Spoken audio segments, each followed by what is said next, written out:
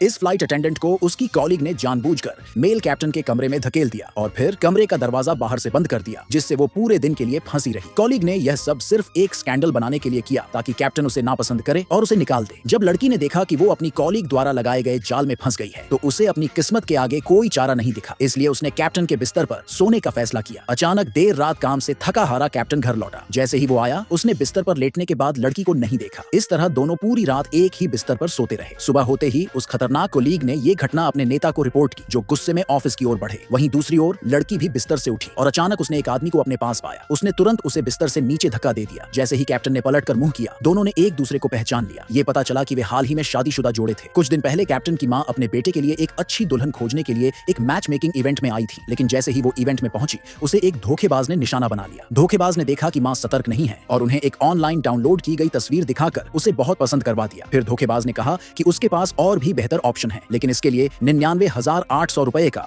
Membership fees देना पड़ेगा। उसने यहाँ तक कि ये भी वादा किया कि वह उसी दिन दुल्हन को घर लाकर देगा। जब मां धोखेबाज के जाल में फंसने ही वाली थी, तभी एक लड़की आई और उसने मां का फोन छीनकर धोखेबाज के खिलाफ सबूत दिखाए, लेकिन धोखेबाज ने फिर भी इसे मानने से इनकार कर दिया, ये कहते हुए कि बदनाम करने से जेल हो सकती है। हालांकि महिला ने पीसफुली कहा कि उसने पहले ही पुलिस को बुला लिया है और अब वो देखेंगे कि किसे गिरफ्तार किया जाता है। ये देखकर धोखेबाज को निराश होकर वहां से जाना पड़ा। अचानक लड़की का न्यायपूर्ण और बहादुर स्वभाव कैप्टन की मां की गहरी रुचि का कारण बन गया। मां बार बार यही सोचती रही कि कैसे उस लड़की को अपनी बहू बना सकती है। संयोग से उसी वक्त वहां हलचल मच गई। दरअसल वो कैप्टन, जिसने एक ही प्रयास में 100 से ज्यादा लोगों की जान बचाई थी, लौट आया था। उस घटना के बाद कंपनी के सभी फ्लाइट अटेंडेंट्स ने कैप्टन को एक वर्ल्ड क्लास हीरो मान लिया था। इस समय महिला को भी अचानक वो हादसा याद आ गया, क्योंकि वो भी उस विमान में थी। बिना जाने वो ये नहीं समझ पाई कि उस समय लोगों से घिरा हुआ कैप्टन दरअसल उस आंटी का बेटा था। दोनों जब बाहर आए तो मां ने अपने बेटे को फोन किया और कहा कि वो जल्दी से कैजुअल कपड़े पहनकर बाहर आए, क्योंकि उसे चिंता थी कि लड़की को पायलट पसंद नहीं आ सकते। लड़की जाने ही वाली थी, लेकिन मां ने नाटक करते हुए कहा